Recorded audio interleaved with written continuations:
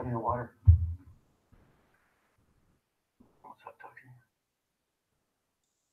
And it looks like we're live. Hello, everybody. Welcome back to yet another Hangout.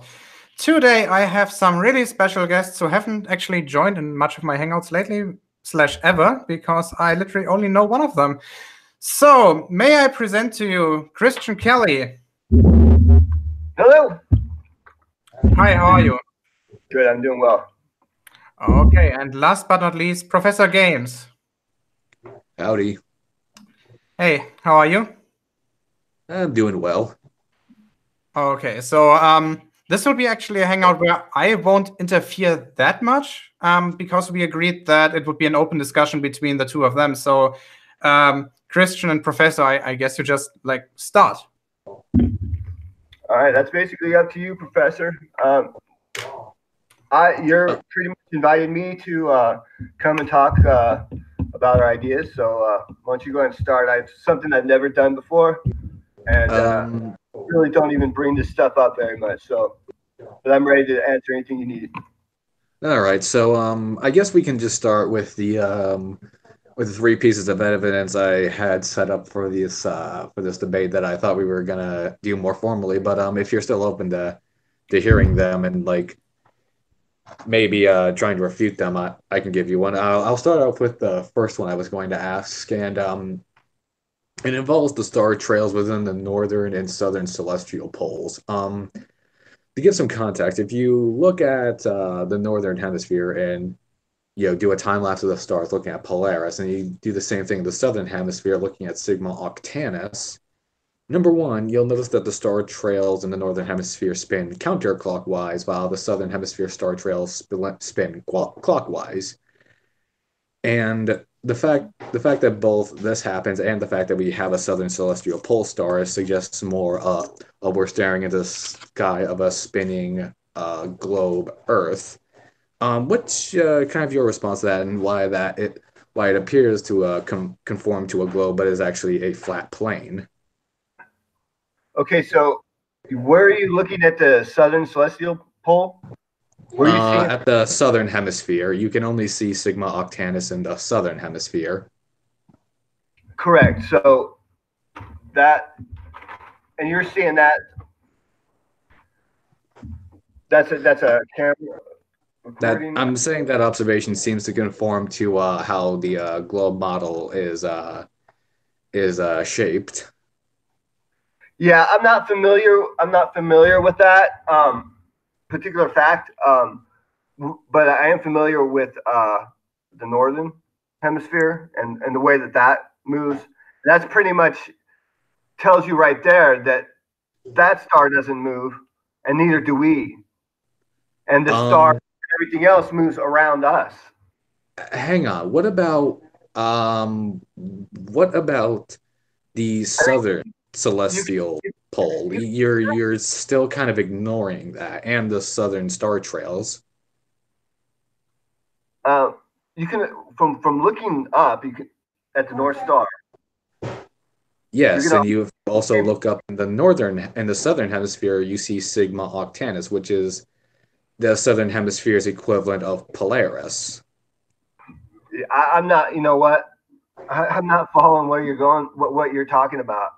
Are you sure? Yeah. I can try to pull up some things and try to explain this a little bit better. There is a southern celestial pole star. Huh? Yeah, I'm not familiar with that. I mean, if I may just like a word of advice to you, if you're not familiar with something, might I suggest you try actually becoming familiar with it instead of just saying, "Oh, I'm not familiar with that, but I'm just going to stick to, Polaris doesn't move and therefore flat Earth." Just a minor suggestion. I mean, I'm stating this with also living in the northern hemisphere. That's not where I get flat Earth from. It's from studying. The stars. That might be where you get your ball Earth from, but that's not where I get my flat Earth. I'm not refuting what you're saying. I'm just saying that I haven't looked into that, so I can. but you do know that there is people out there that have gone over this information, and those people that are educated and flat earthers could definitely help you out with this question. But I'm not going to try to explain it when I'm just a layman in.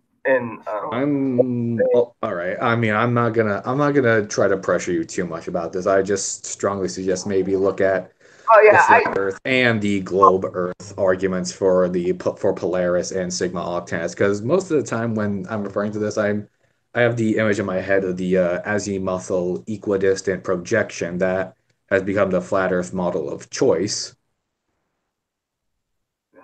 right, right. Do you know what the azimuthal equidistant projection is, right? Yeah, it's basically the model that's most popular right now. Ah, good. Okay. Saves me a little trouble of explaining. If you want, I can move on to my other point. Yeah, go ahead. My second point will be the sunlight. I understand that there is a big problem with the sun being 93 million miles away in this enormous bright ball of nuclear fusion and plasma, but I just want to go over this. And Geo can bring up a good example of observations to help you visualize this. But on the AE projection model, the sun would have to make a circular trail across the plane. But when we observe the sun, not only does it show any sign of like deviating off its east to west rotation, but it does not change in angular size as it would need to if it were rotating around the flat disk of the azimuthal equidistant projection. Why would it have to change size? It would have to change size because it's moving away from where you originally were and is moving towards the other part of the continent. If it were still doing the east and west motion, then it would only be that the entire Earth would be in day and night, and not only half half of it like it is on the globe model, whereas it's only half of the globe that is covered in sunlight, and the other half is covered in night. Yeah. I,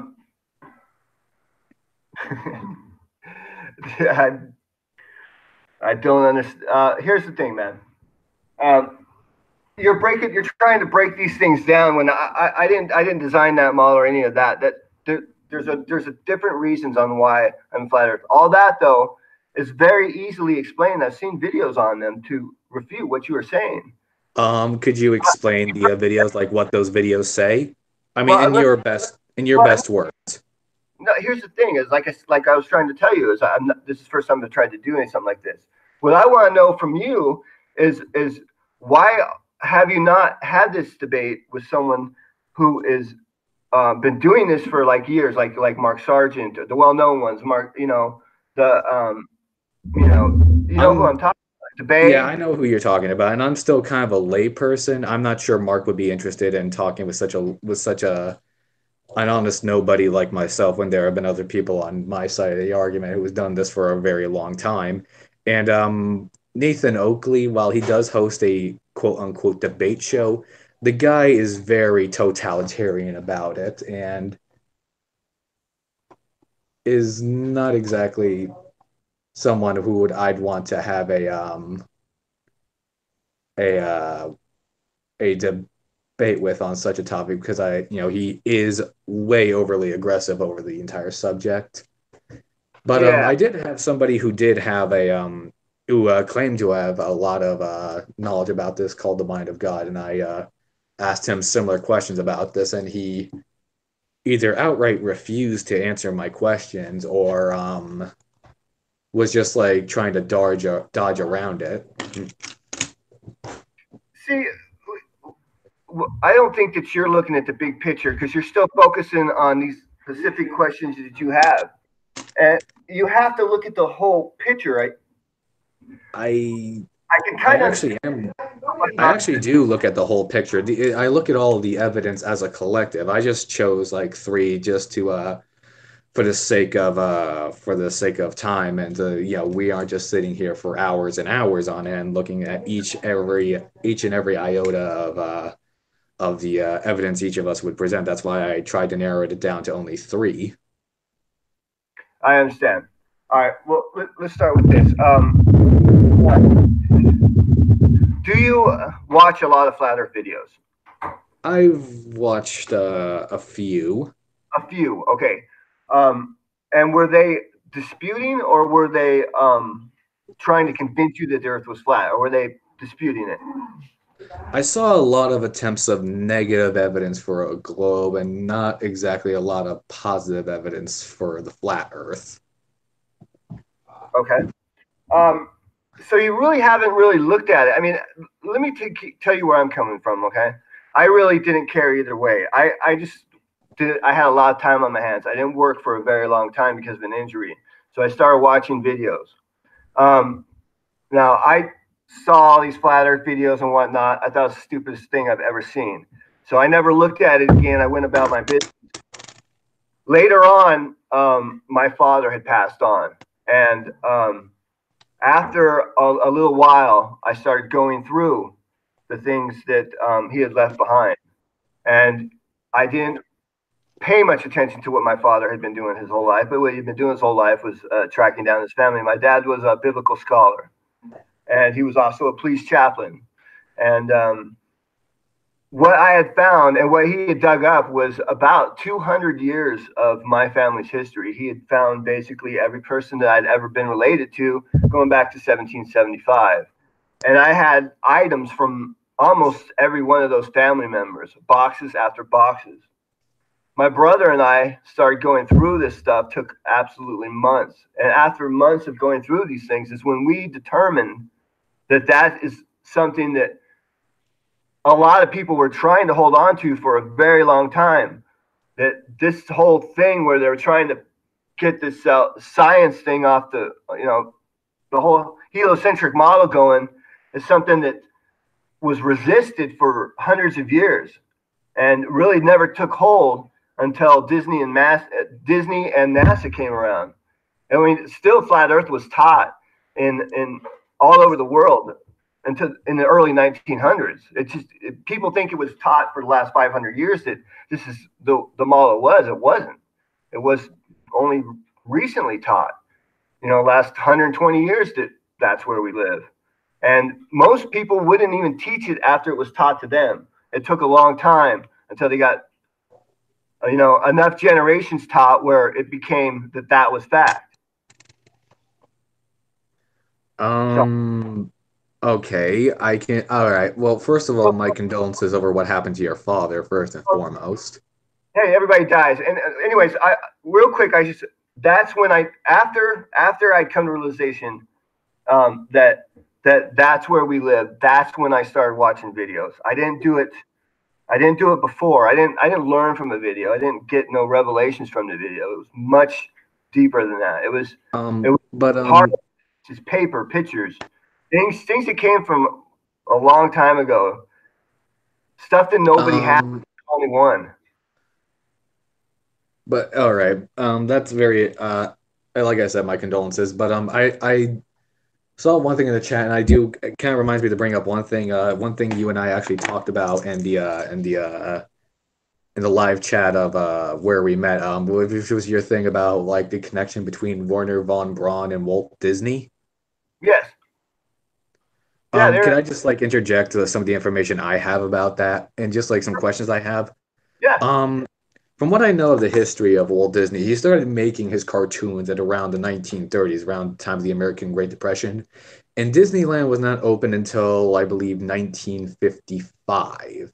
Now, in that time span, majority of that time span were Werner von Braun was in Germany working on his passion for rocketry long before like the eventual rise of the Nazi regime and his eventual like drafting to create the V2 long range rocket. And he was only very relatively recent and late into the into the space race between the United States and the Soviet Union that von Braun's work in rocketry was really started to be exploited outside of the plans for the V2 rockets that were taken by both the U.S. and the Soviets. I'm just curious at what point, at what point at all, and what form of interactions von Braun and Walt Disney actually had to bring up this whole conspiracy of faking space and NASA only being part of Disney. Well, you're under the assumption that the Germans and everybody else, the Americans, China, basically everybody in the world, we are weren't working to all for the same purpose. I mean, the wars. There were still the top people in charge that there are now. I mean, it's still same people out there. The wars were not created because we had problems with each other. We're trying to take countries. It wasn't them against us. There still isn't. We're not fighting against each other. We're fighting against powers that be and principles. It's not the, And the, yet, the people, the top people in America were just fine and friends with the top people in Germany and freaking everywhere else. hang on. You're saying we were all fine, friendly, and dandy. Then why the hell did Japan bomb Pearl Harbor, killing not only military personnel but firing upon civilians? Because that's what they do. That's the whole purpose.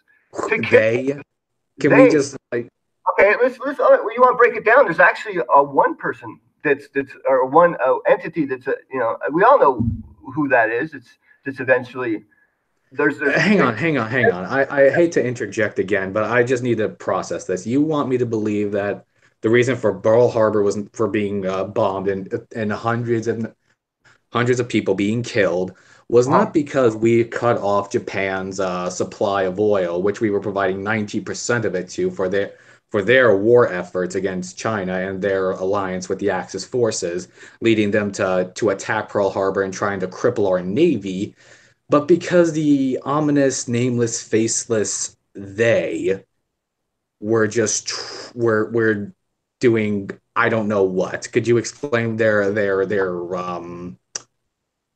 see, their motivation for causing this? they're not nameless and they're not faceless. We know who they are. I don't have them right in front of me, but we've always known who they are. Who's Can doing do we things? have a name Yeah. for this demographic other than they? Because that will avoid this whole thing turning into a meme for Yeah. your Sure. sake. Okay. Sure. We'll say it starts with the Jesuits. And then from there, the Catholics answer to the Jesuits, the Freemasons answer to the Catholics, and then it goes down from there. There's um, the corporations answer to basically the Freemasons are part of the corporations, which answer to the Catholics. Catholics answer to the Jesuits. It's all Funny that how you actually mentioned the Freemasons because I actually did some research on the Freemasons, and all that I was able to find in the span that I was able to look up is that they were just that. They were stone workers. They were kind of spiritual stone workers, if I may say it. They didn't subscribe to a particular religion. Yes, they believed in a divine creator, but they had no real formal religion or cared about what person's religious background was. If you it was just a fraternity organization of stoneworking. have you read the Freemason Bible? The From Freemason. What the heck? I've never even heard of the Freemason Bible. Is that a legit thing? Yeah, it's a very legit thing, and it's a Luciferian Bible, and Oops.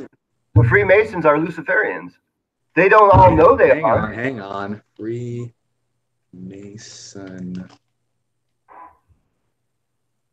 It's their manual, their book, and if I'm saying it right.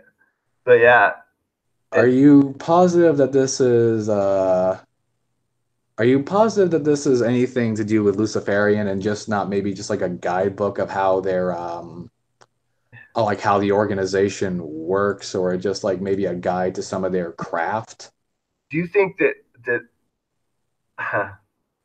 Because this I'm actually just curious. Like I'm not, I'm this is kind of broke, so I'm not willing to break the bank to read the thing. But if you've actually read it and you can provide some citation about certain things, then I'm open. they do not hide the fact that they praise Lucifer. It's not hidden. It's common knowledge. Can Very. you give me like a page number, like a verse from it, something specific, so I know that this is not all just hearsay. It's not here. It shouldn't be that hard if it's right there in blazing neon signs. You can just easily pull up the verse See, you're. and just remember and just tell me it, and I won't doubt it. I'll even I I won't doubt it if you can name the verse word for word. And if I it's can't. really out there in blazing neon signs that this is Luciferian. When I talked to you before, I wanted to know exactly which angles you were going to go at. Then I can get all that for you because I can tell you that what you're asking me are questions that have been answered over and over and over and over again, and it's irrefutable. That This is my first time hearing about it. you This is can't. honestly my first time hearing about it from from This anyone is, in the flat Earth movement.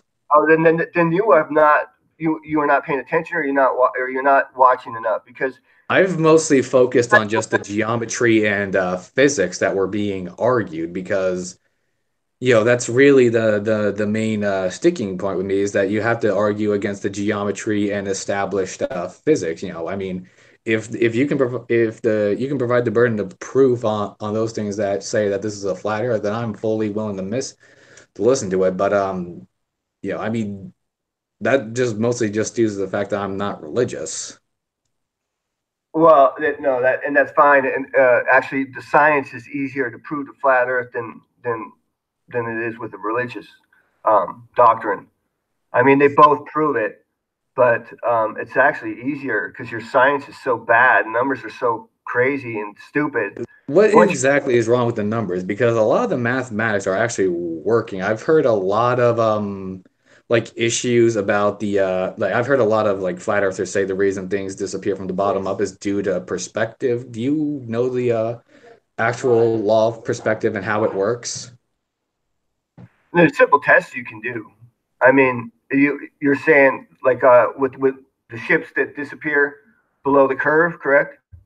I mean, you're Uh yeah, I but just I'm just asking if you know the exact for what the law of angular perspective is.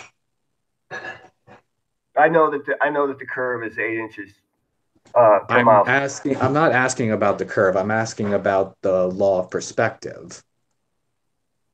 I know that the lower you are, the more dense the air is, the more full of shit it is. So it's more. You know, Okay, I'm going to tell you. The actual law of angular perspective is alpha equals 2 arctan square root of a over 2d, where alpha is the angular size of the object, a is the you actual size of the object, and d is the distance to the object. And this measures the object in totality, not measuring it just like strangely disappearing from the bottom up. It's going to become angularly smaller and smaller the further away it becomes. And the vanishing point is more or less just like abstract, given that the limitations of the human eye, which is why we're able to bring it back with either a telescope or the manual zoom of a camera. What it doesn't address is the but this mysterious phenomenon of things disappearing from the bottom up, even in like very clear conditions with very minimum amount of atmospheric distortion or refraction. see, you're just not watching enough, man. Because and I understand. You apparently look. I understand that you said you don't have all of the facts displayed out, but you gave me a lot of information in a lot of our emails. I'm just, if you need to bring those back up and look back at some of the things you told me about, you are more than willing to if you're able. Well, like I said, I'm not that. I'm not quick on the computer. I'm not someone who brings that stuff up real easily, you know. But let me ask you this: you're basically coming at me with this science, right? And numbers and what? You just gave me a formula. I mean, you think you're basically spitting these facts that are irrefutable when it's basically just another doctrine. The You think science, mathematics are science doctrine? is doctrine. Yes, science is doctrine. Even like the most I didn't want to bring this up, but you think, yeah, I remember talking to you even the most like bare basics like common core like addition and subtraction. You believe that? Did you not say those are doctrine? No, no. I'm serious. Like Somebody, I think it, somebody said it like two plus. Somebody told me, I only believe 2 + 2 is 4 because that's what science says. yeah, yeah, I remember that. Yeah, That was here's the thing, man. Let's talk about this whole science thing. Science just came out yesterday and said the moon was in our atmosphere. Did So where I did think, you read? Where did you wait? Where did you read that? Do you have an exact? Do you have the exact article of it saying that? all I have to do is Google it. Okay, that's not exactly an answer to my question, but if I have to Google it, fine, I'm going to Google it. Yeah, I can see. I'll But try to do it. I will be absolutely flabbergasted if it's actually from any real credible form of scientist. You're gonna see a lot of things like that coming up soon.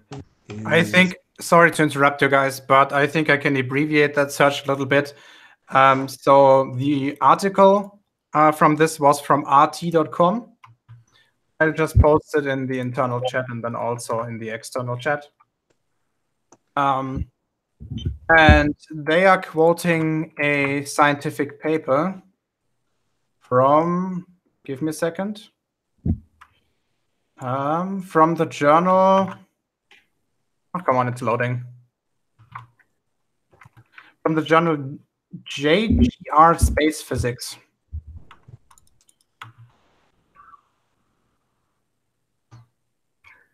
I'm just going to read it. The paper is hidden behind a paywall. You can only read the abstract. Okay. I tried to, and I don't understand anything because this is not my subject whatsoever. Okay. So, but you do realize there are multiple layers to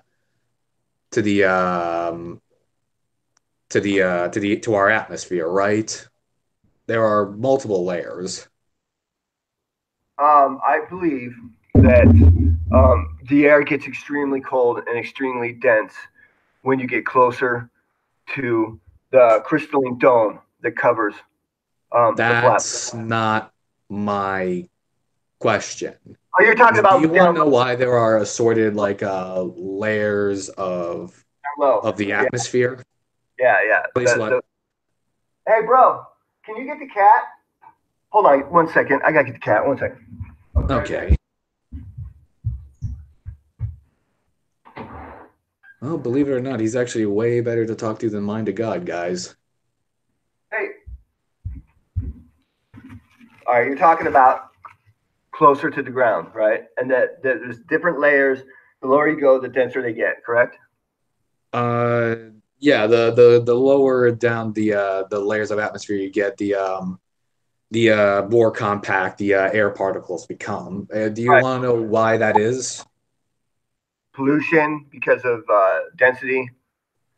No, that's not how it works. I can give you the answer, at least what the reason why there are different layers of the atmosphere is because of varying amounts of pressure. The higher you go, the thinner the air becomes because the Earth has a pressure gradient force due to the Earth's gravitational pull. The higher up the air particles are, the less pull gravity has on them, and that means they can space out a lot more. They can move around a lot more. They aren't bouncing into each other that much. Eventually, you will get to the point where there is absolutely no atmosphere. I can pull up the different layers of the atmosphere right now to tell you the how many layers there are. No, you're well schooled in this kind of thing, man. I gotta tell you, gravity's a theory, and it always has Do been a you theory. know what a theory means in the scientific field? There's a difference between the common vernacular term of theory and scientific theory. I know because your doctrine needs it to fit. You It's understand? not doctrine. This is just terminology. Scientific method is the only science there is. Okay. Yeah, and the science. Yeah, and the scientific theory comes by after rigorous peer reviewing of a hypothesis that is performed in the scientific method.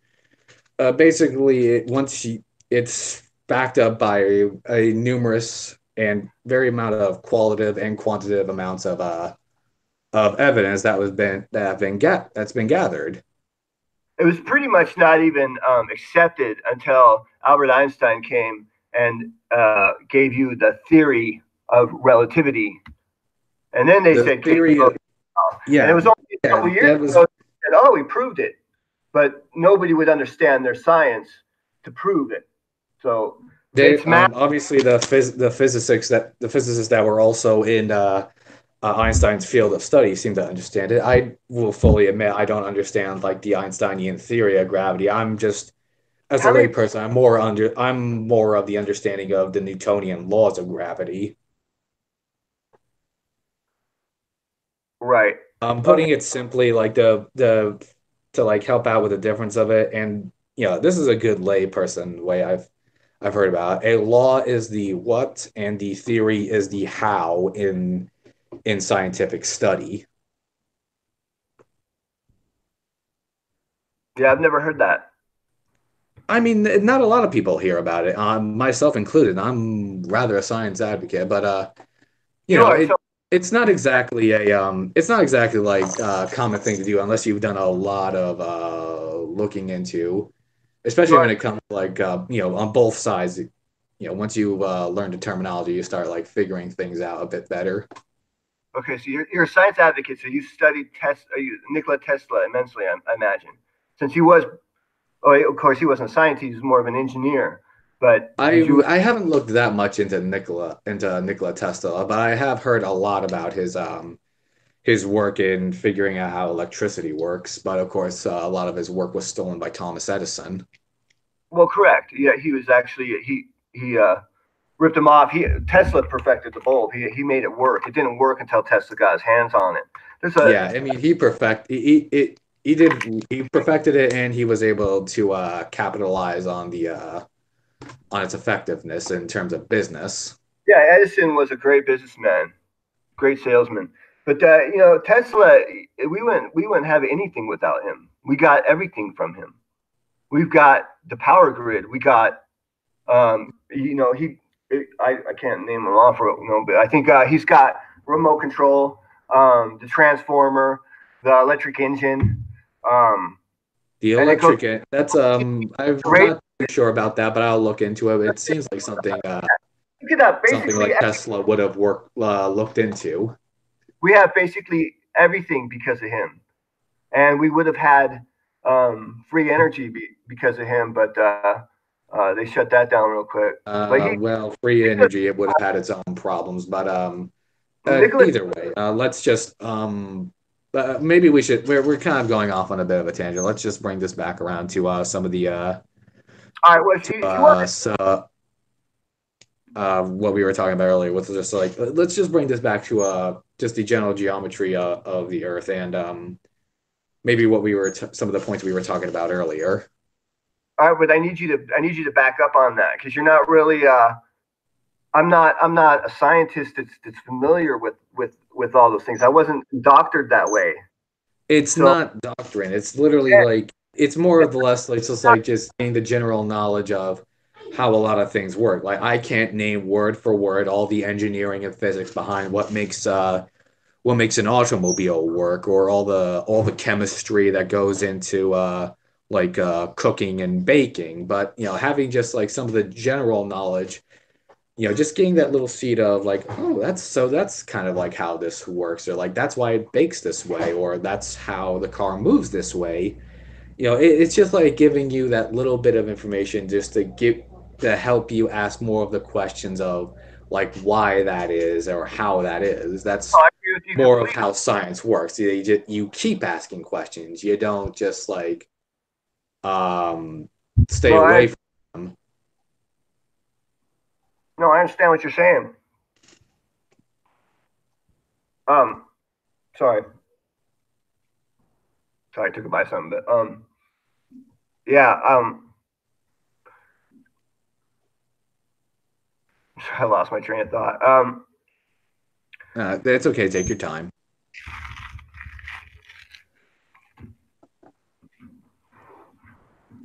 Are there any other like flat Earth bits of information you want to ask me about, like my thoughts or like my responses?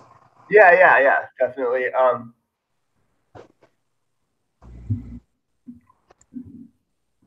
sorry, I know this makes like for a bad radio show, but all right. Let me ask you this. You believe that we went to the moon, correct? Yeah, I accept the fact that we were able to make it to the moon. Okay. And have you watched any of the videos on Buzz Aldrin? I've seen a few videos on Buzz Aldrin. Have you seen any of the recent ones where he says that we never went to the moon? Have you considered that maybe he just misspoke and said we haven't been back? I know the one you're talking about when he was like answering a little girl's question about why they didn't go back to the moon. It was the guy, he meant to say we never went back. He just fumbled his words. Is it really hard to believe that the man just fumbled his Yeah, words? yeah. See, I've seen that, and if you look at it closely, he doesn't fumble at all. He says everything completely clearly with clear thought. But we'll give you that one. Have you seen the one where he's talking to a stadium full of kids? He's on a square stage, and I've not seen that one. he starts basically doing the same thing. He's drunk as hell, and at the end, the other astronauts Drunk? trying to rip the Wait, mic. wait. Drunk? Yeah, he's always I'm not too. Are you positive about that? Because I'm pretty sure they would not let an old man anywhere near a bunch of children while he is intoxicated. wow, man. You I know I find nothing. that highly dubious. You know Can you nothing produce the about, video? huh? It's not, Can you yeah. like produce the? Sure. Now that I know what you need to know, what you need to see to make you believe it, I'll get all these things for you. No problem. I'm not making this stuff up. But And that still does not give like the validity because there is a lot of information of how they could not have fake the moon landing with any of the technology or special effects that were available in 1969 and 1972. it's all gone. All that's gone. Why is it all gone? Have you ever asked The yourself that? technology used to make it to the moon. They don't have any of the technology, and they don't have. That's because we have advanced with that technology. We do not need those That, forms of rockets or equipment. One, that, because we're hang on, I'm answering your question. One, because the American public and we have publicly and economically lost interest in going to the moon and are now focusing on some more practical forms of spacecraft, such as craft that'll make it to at least the necessary level of Earth orbit to place satellites. And two, the technology we have right now is only built for those particular levels of space in our orbit. They're not built to withstand any higher amounts of radiation or that long of travel. It's advanced in terms of its practicality, but it's not nearly as durable as the older technology. It's not designed to withstand that form of right, a radiation.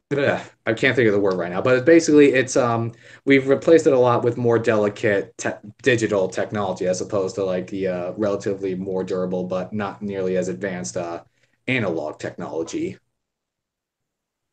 Okay. So we don't have any of the flight trajectory information. We don't have anything that's left from any of the Apollo missions. We Absolutely. still have we still have that information like the flight data and the route They they don't took in order to get to the moon. We still have that information. look it up. They do not. They say they don't. They have none of it. They You can, destroyed. yeah, I could do an easy Google search, look up how did the Apollo 11 make it to the moon, and I could probably find quite a few articles explaining the route they took, how they basically used Earth's orbit as something of a slingshot to help like save on some of the fuel, Nobody and Yeah. I'm afraid nobody can leave. Nobody ever has left, and nobody ever will. Are you, And hang on, are you, I'm providing you with this, with telling me to say, information to look this up to verify for yourself, and then you're just giving me, oh, it just never happened. As soon as I'm telling you like the details that that you were told. I'm trying to You abridge weren't these there. details the best I can. You weren't there. You telling me what you were told or what you read. You were You're not there. gonna really hang on. Hmm? You're really gonna pull the "were you there"? That ain't exact. I could easily ask you, "Were you there during when?" I'm trying to think of something. Could easily ask you, "Were you there when the earthquake in Haiti happened?" No, then the earthquake in Haiti never happened. That's not exactly how this works. You can't just like say somebody's wrong because they were never there for the particular event. You have to go on the actual tangible information of the event. So I'll take what I see now, and then I'll use I'll see. If we applied your line of thinking, then we could say Britain never colonized the United States because I wasn't there to see the colonization, or the Crusades never happened because nobody was there. You know It who's that you see the problem behind this particular form of thinking. now you could. It's not that difficult to see what's going on now, and then take what they say happened in the past or what they can do. I mean, it's not that difficult. It is not that difficult, and so far the information I provided all conforms to NASA built the Apollo 11, Buzz Aldrin, along with the rest of his crew, boarded that rocket, took off from Cape Canaveral in Mhm. 1969, made it to the moon, and then safely returned home.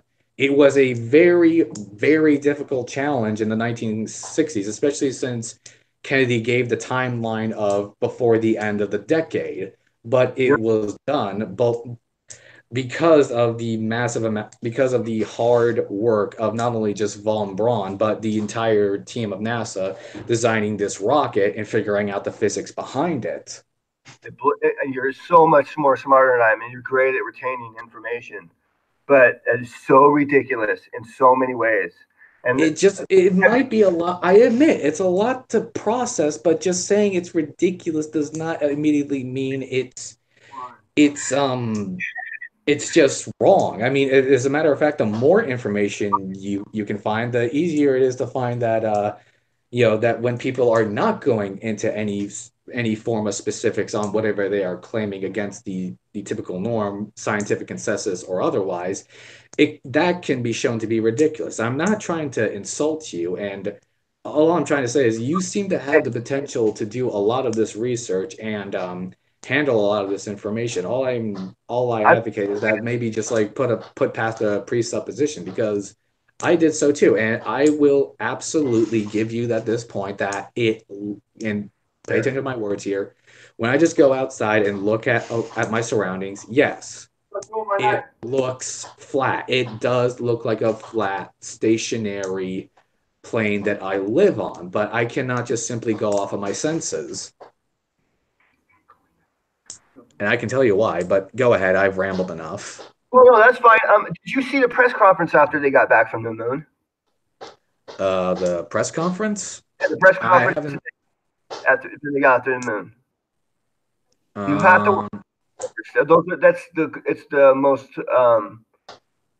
You'll never see another press conference like that. These people did. These three guys did the most amazing thing that's ever happened in this world. And when they came and did the press conference, they all looked like they had guns pointed at their backs.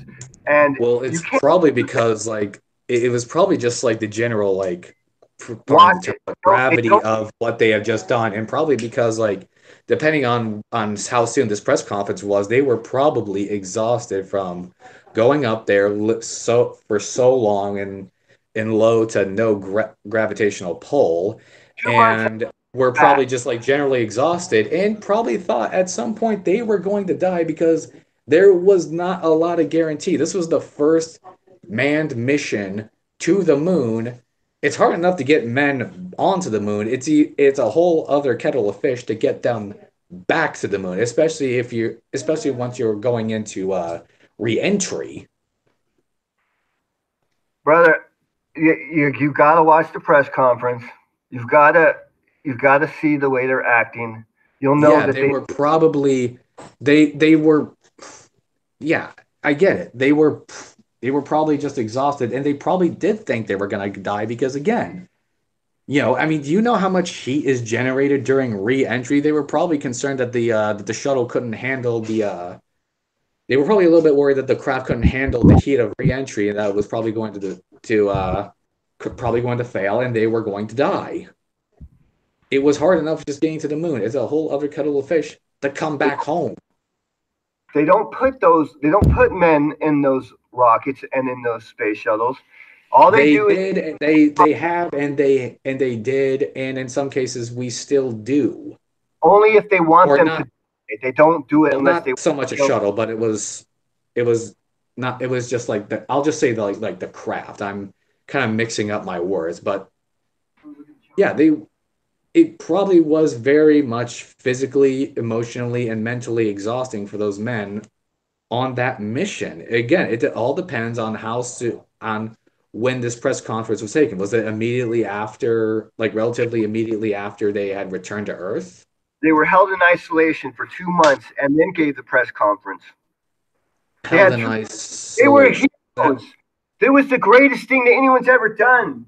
I'd screw every woman and be doing cocaine, man. That's bull crap. Those guys looked like they were lying and that they had lost the well, whole you just the whole said, world. hang on. You need to can you like produce this press conference and can you confirm for a fact that this was Yes, yes, exactly 2 months after the mission? yes, yes, Can yes. you provide like the article or anything? And I'm just talking about someone who isn't about like this latter thing because Yeah, typically like press conference are immediately after some form of event. that would make sense, wouldn't it? But no, that's not what happened. Are you positive you are getting the correct information about Yes, this? sir. Yes, sir. Yes, of course. Can you like again, I'm just trying to make sure your sources are credible here. Yes, Like they're these are very. like good people who have done like proper scrutinous research. It's in the history books. It's all It's they know Which when. history book? I, Which exact history book? I mean, you ask NASA. NASA will tell you. Well, this is when they I got back. asked for a history book. I'm not asking for NASA. In fact, I didn't even mention most of NASA when I was providing some of my other points that I was talking about earlier in this debate. But NASA's the one that gives all that information out. NASA is the Is it controlling. NASA or is it? Stop. No, no. I'm not asking uh, for confirmation from NASA. You said a history book. History books are written by historians, not NASA scientists. History is his story. It's whatever he says. No, no, no, no, no, no, no, no, no, no, no, no, no, no, no, no, no. No word games. No word games. History, yeah, I can do that too. I could easily play that around too. I've seen it a million times with people saying horizon, horizontal. That means flat. None of that. No, no. You see, that's the same thing with sea level. You say that's not word games. The English language is powerful. Language is powerful. Language means something. Try playing the same thing. Try doing that exact same thing with any other language. German, Latin, Sanskrit, That's Spanish. because this language was designed to do this. That's why this language does this. Oh, of course it was. Look, I'm not trying to get overly heated here, but like I'm just a little bit confused on. I'm trying to ask for just like a tad bit more scrutiny. I asked for a history book, and then you go into NASA and all of this. It was a little bit disconcerting on Uh, like how you conduct your research. Just from that alone, I hate to go off of first impressions, but it seems like you are not doing exactly I hate to say this term, but proper research. And I'm actually seeing an example right now where we could easily go, oh, atmosphere, sphere, that means the Earth is round. But you don't see I'm any globe Earth believer doing that. that's yeah, that's exactly my point. You know, that's What exactly my point point. would that be exactly? Everything is designed to keep you on this globe, where you are just a speck of dust compared to the rest of the universe. That's exactly why that and none of the globe people I was at look. Can we that please? if Okay, they're okay. Let's just a certain look. way. I'm not going to get into. I'm not going to turn this into anything of like spirituality versus any form of non-spirituality. Let us just stick with the physics and geometry. But see, This it's is all what I've mentioned earlier was very not even relatively. It is quite simple geometry to like look at and consider, which you are all but free to do for yourself. yeah, I understand that.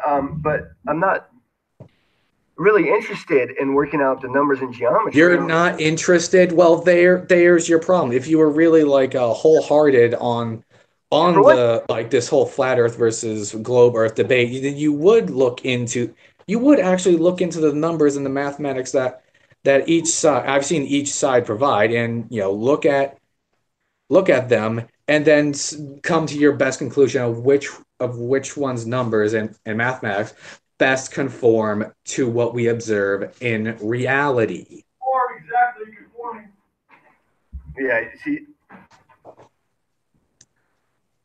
we just think completely different, man. And I just you, recommend like maybe just like looking into a bit more like because I admit I've had this problem too. I like try looking into a few I guess tips and tricks on doing proper skeptical research and even put it through some of what you think about onto scrutiny because that's what I've also done with things that I've believed in, and I found okay maybe I was wrong because I didn't know about this prior.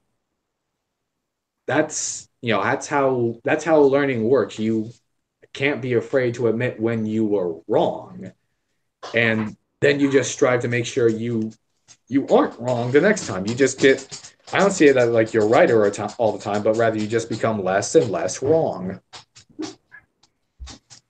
yeah, I hear what you're saying. But I think that me being a person that grew up loving space and all that crap, until I realized that we weren't living where they said we were living, I have completely admitted that I was wrong about everything that they taught me. And now I'm trying to let everybody else know that, they're wrong. And I know look, it's very difficult because it's what most people believe, and it's what your mom and dad believed, and what their mom and dad believed, and it goes on for about Leave 50 my generations. parents out of this. Well, I'm just saying, that we were all deceived and fooled, and all this information was cemented into us by the baby boomers. And You now it's too late.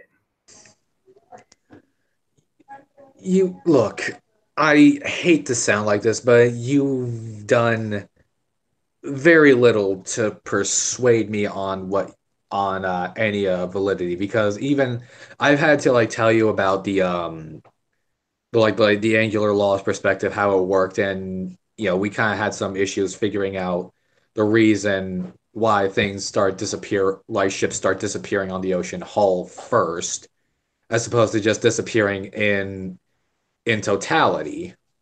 What here's what Just to bring up an example. I don't understand is why you know that there are people out there that represent flat Earth that are very smart with great I facts. don't argue that there are probably that there are, and there are, flat earthers who are probably very well versed and actually do have some form of education. I don't believe for a single second that that all of them are just these, that they are just these maniacs living in a gutter somewhere. There are people who have a good education, have probably a stable life outside of this movement. But like, yeah, I mean, I've heard a lot of their arguments secondhand or even firsthand personally, and there are just some overcoming issues, even when they are trying to perform actual mathematics. I mean, I've heard some problems with how they explain away like refraction and why sometimes the sun is not where it needs to be on their model, but it is where we expect it to be on the globe model. Hey, Just to name a small example. let me ask you something. Do you wonder why all of a sudden this came up after 500 years? Why all of a sudden this is coming? Not particularly 500 years. There was I There's forget the not exact date, but there was an experiment by a scientist by the nickname of Parallax, called the Bedford Level experiment that was performed not 500 years ago, but again, if I had the actual data, I provided, but did serve as sort of a springboard that eventually helped grow the modern flat Earth movement. Okay. Let me ask you this. Like I said, I'm the wrong guy to debate with. I can get all the information that I know can prove my point. I'm just not that type of person to bring stuff up. But there's a scientist, a German scientist. I think it was around 1914, 13. He was the first person to go up in a high altitude balloon. He broke the world record. He went up over 50,000 feet, or 50, over 50,000 feet. It was actually an article in Popular Mechanics back then, or is this making it sound familiar to you? But he was the first to go up higher. It's the first time anyone's been able to go up that high. He had to have this sort of capsule thing built that was supplies oxygen, and then it was also painted black on one side, white on the other side, so he could spin it so that when he was, the sun wouldn't roast him and whatnot. Okay, I think I'm not exactly sure, but when was this experiment taken, and how high up of an altitude was he able to get? He went up about, and again, this I should have prepared some of this stuff for you and stuff, man. But anyways, he went up about 50. They had the numbers. He went up 50,000 miles. He got lost for I think it was 11 days. They thought he was dead. They actually called him Actually, dead. hang on. Could you actually repeat that distance again? His name was Picard. It's where they get Captain Picard from. He was an actual German scientist. He knew Tesla. He knew Einstein. But he went up, and when they asked him when he did actually come down, what he saw, and it's quoted in that magazine still. It's like Popular Mechanics or something like that. All this You stuff's said really 50. Did you say like 50,000 miles? 50,000. I don't know, feet. It's all you gotta do is look up Picard was his last name, and he's memed all over the place. Hang on. I'm looking this up. 50,000 miles above Picard, the Earth. It sounds. German scientist. Okay, I got the information. So the guy was not German, he was Swiss. Yeah. He was called, I don't probably know how to pronounce that, Auguste Picard. Yep. Auguste Picard. Yeah, whatever. And in 1931, That's he got a new record for a balloon flight of 15,785 meters. That's See how bad I am at that's approximately 50,000 feet. 50,000 feet. So, okay. I was about to say, like, 50,000 miles on a balloon sounds very dubious, but okay, 50,000 feet. I'm not gonna hold that against you at all, man, but that does make it easier for me to actually provide some information on that. Like so 50,000 feet. So what does the article let's say? compare that to at least the average cruising altitude of an airplane, shall we?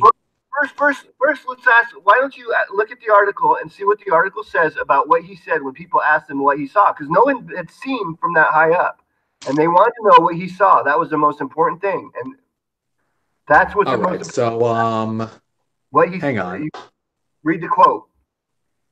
Actually, I'm actually gonna read. Okay, I think I know where you're going with this, but let's just like do a little more like comparative. comparing of numbers just to like see why he might have thought that the Earth was completely flat. So around the average cruising speed of say your average airliner is about It was flat. He said it was like about 7 miles up from about like from numbers I'm reading around an average of 35,000 feet. Let's just compare that to say the would it be the circumference of the Earth, GeoStraber, that we're looking for, the circumference? Can you repeat the question, please? Am I looking for the circumference of the Earth or the diameter of the Earth? In what term? What exactly do you need? You're looking for the circumference. Well, I'm just looking at he was again, this was like you can't the find average altitude of Okay, so 35,000 feet for an airplane. I'm just trying to compare that to the general circumference of the Earth.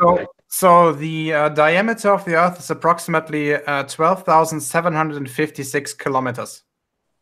And the average altitude of an airplane for us Americans? 8,000, something like that. 8,000 miles. 8,000 miles diameter, approximately. And I don't know the actual values in miles. That's just an estimation. I just know the value in kilometers. All right, so like let's just stick with kilometers then, because we'll still get like the same amount of numbers. So repeat the kilometers again. The diameter of the planet is approximately 12,750 kilometers. And the average cruising altitude of an airplane is about 12 kilometers, depending on what model of aircraft. So in that case, we're barely even. If we scale down Earth to the size of like a soccer ball or a football, we're barely off of the surface of that ball. I could model this if you want. Professor, it's the article of what he said that I was making a point at. He said that. Yeah. Well, here's the thing. Just saying it looks flat doesn't really do much because honestly, human senses are very, very foolable. I mean, have you ever been to a magician shows? Those guys like make a career out of fooling our eyes. He was stuck up there. He had plenty of time to look for a very, very long time. He was again, like when you compare it to like the grand scale of the planet, he was comparatively not that high up to see any form of the curvature I imagine you're expecting. And the minute we do, it would have to be in space, and then you automatically say it's fake. You see kind of like the problem here. I see the problem with your science. You can't get around it. Where is the problem with our science? I'm comparing the numbers here. I just provided you the diameter of our planet compared to how high up, say, your average airplane is, which was about the same height as our friend in the balloon. And I was just explaining that comparatively he's barely off of the surface. Yes, like looking at it, he is very high up, but relatively compared to the size of the Earth, flat or not, that's not exactly that high up to see really anything.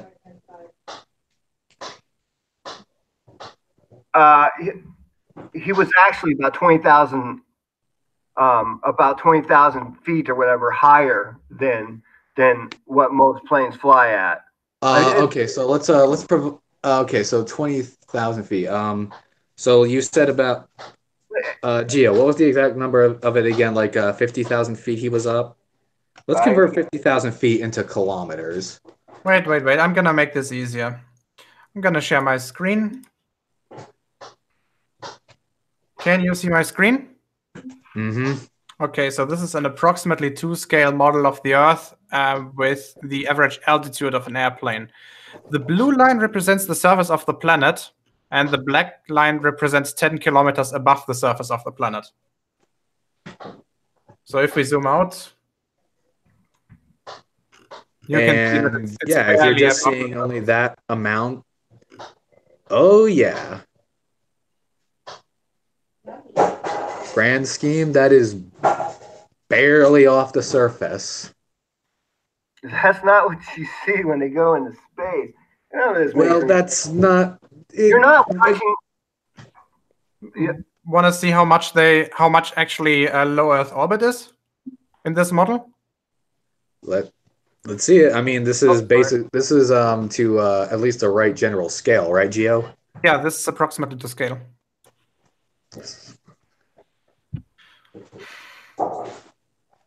Yeah, I'll look at some. Is there some good videos that you guys can direct me to? I mean, I'll look at it again. It's not like it's one thing you gotta know is nobody wants this. We don't want it the Earth to be flat. When you find out that what you're showing me here isn't actually what's going on, then a whole lot of other things come along with it. It's not anything you want. So it's just not like for comparison, like I want to convince you because I want to be right. Just for comparison, wait a second, please. Hang on. I wasn't good. Hang on. Sorry, Christian, but let's just let Gio take the wheel here. We've had a good bit. He's just trying to help show what I was talking about here. Yeah. So again, this is approximately to scale. Again, blue is the surface of the planet. Red is the average cruising altitude of an airplane, and in this drawing, green is low Earth orbit. So green is the altitude of most of the many of the satellites, and for example, the International Space Station. Okay, how come we didn't see any of them when SpaceX threw that car in space? You ever wonder that? I mean, they're supposed to be the car wasn't exactly flying. I know, it was just floating out, right? Let's just look at this. I mean, again, when you zoom in enough to any like spherical object, it's going to start looking flat. But you know, when you start looking at the grand scheme, yeah, it's not that much. I mean, again, it's not your fault. I mean, I get it. The scale is a bit hard to fathom, but like the planet's freaking huge. Yeah, I understand what you're saying. It is huge, man. It takes me forever just to get around. But yeah. Oh man, I'm the wrong person for this, but that's okay. That's okay. I'm not gonna ride you on any of this. I mean, this is your first time, so maybe I shouldn't have been so heated on you. And this is only my second time, so my apologies. Right, let's stay in contact, and then I'll send you the information you need to get right.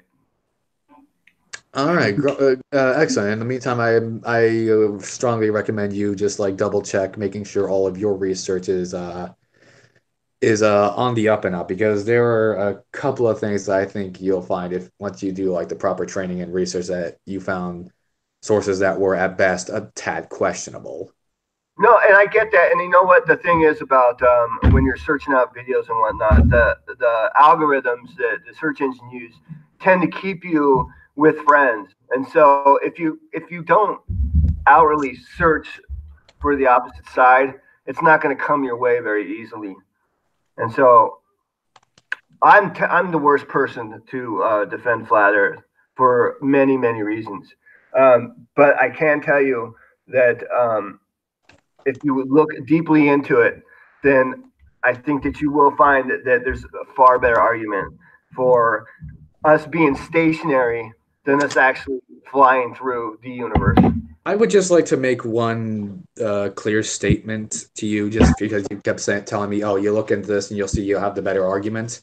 I did not go into this like I have not mentioned once that I wanted to change your mind. I just wanted to have an open conversation, just for the sake of having an open conversation. It was originally going to be a debate to see how we could handle ourselves, but I do give you full props. You have shown a lot more bravery of defending your position than most of these like mainstream flat earthers, particularly Nathan Oakley. So I do give you many points for that. I give you many points for being generally very respectful throughout this entire open discussion.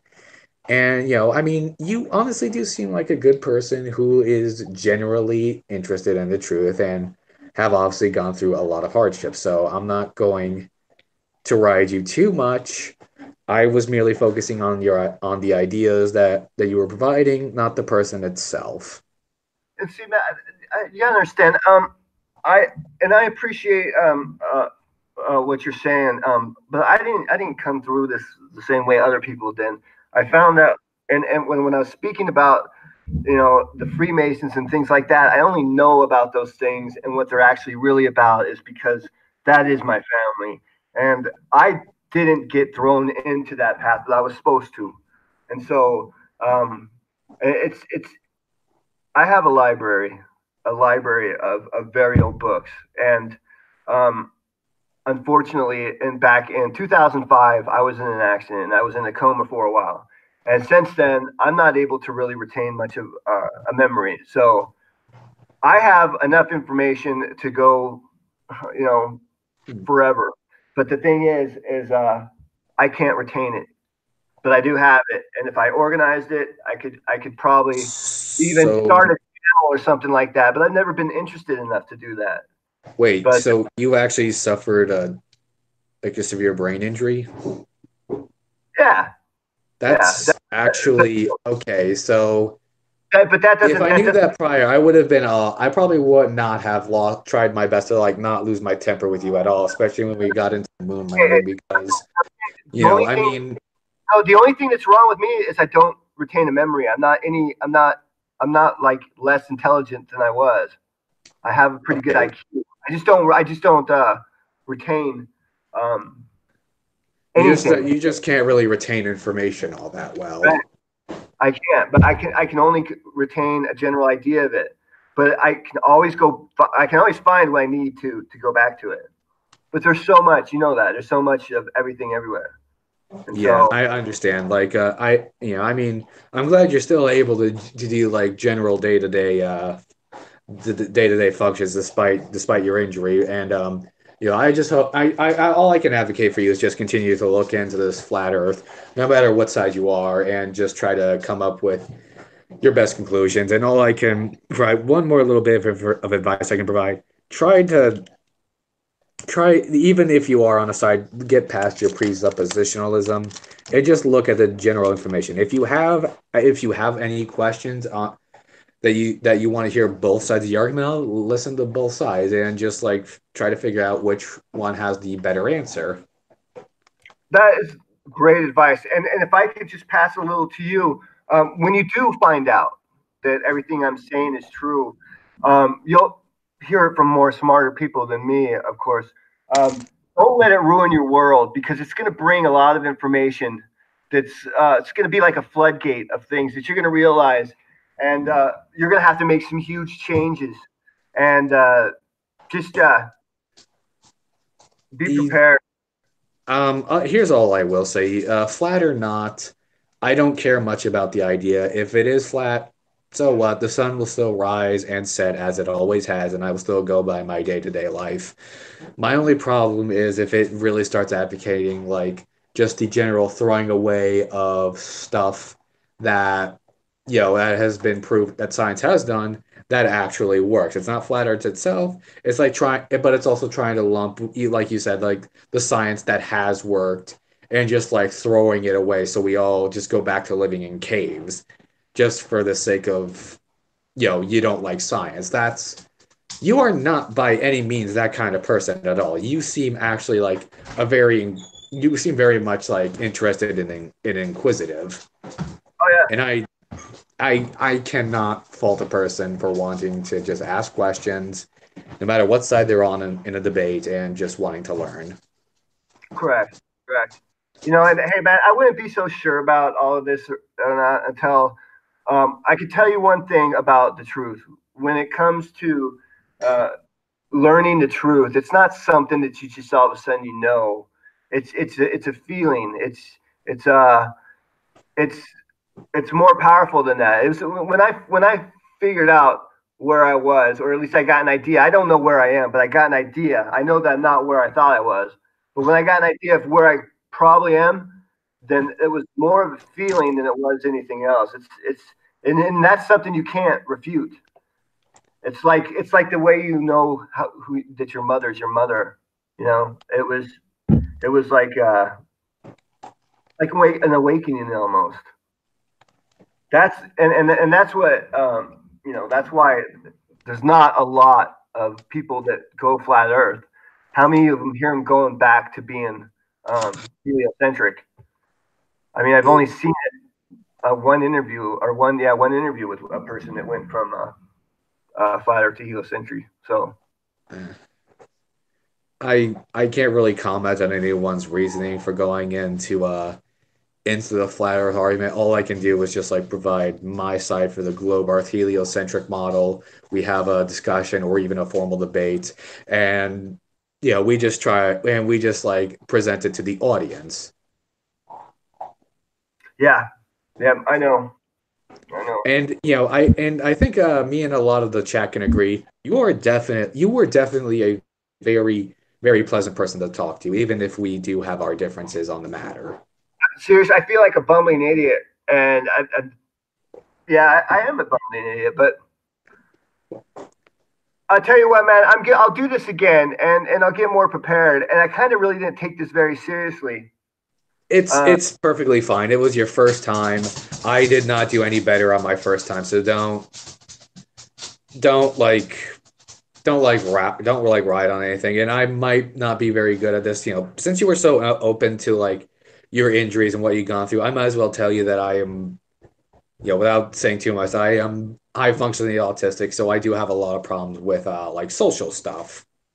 Just to provide a little bit of just to like build a little more of a bridge between us. So yeah, I can understand if like mentally there are a lot of things that block for you. We're more like each other than we thought, then. But yeah, man. I say we do this again sometime, maybe. I fully agree. This was actually a good discussion, and maybe we could upgrade this to a formal debate if you'd like. Hey, Gio, you think it's about time we wrap this up? Yeah, it sounds about right. I think you've been in for 1 hour and 15 minutes approximately. So yeah, if you want to do this again, you're obviously both invited to join yet another hangout of mine if you like. Yeah, for sure. This is giving me a lot of ideas on what direction I need to go, where I can look, and how to start gathering information and organizing myself so that if people are really interested in this subject, which I thought it was kind of a dying thing, then people, I'll get more prepared and sleep more, drink less, smoke less pot, all that shit. Yeah. Okay, and with that, I think we're gonna end it here. What do you say? I say let's just do some like quick short outros, and then and as Res Reddick said, get the fuck out. Yeah. So, Chris, why don't you start? Say what you have to say, and then please leave. Okay, you got it. Well, I don't even know what to say other than I am 100% convinced that there is no way that My bad. That my mind can be changed back to what we've all been presented, because it's not the way things are. And if you look into things, once you see what I'm talking about, then everything else is gonna unravel for you. You have to watch. You have to. Yeah. See, I'm lost. I'm done. I'm sorry. My mind. That was too much. This has all been too much for me. But next time I'll be better prepared. I apologize. All good, man. These can be overwhelming. Have a good day. Yeah. See you.